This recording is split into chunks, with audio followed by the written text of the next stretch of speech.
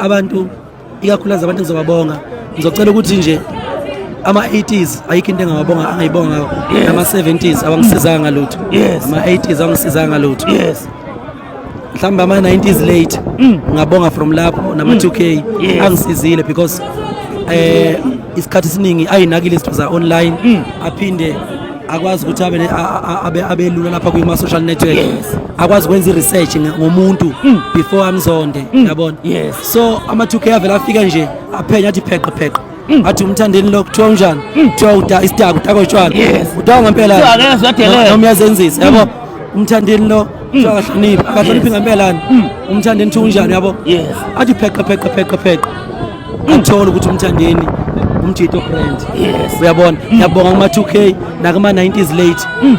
kuma-80s fuck off 17 fuck off ningixhaphaze kakhulu ngalo masikandweni enokukhulumela njalo uyabona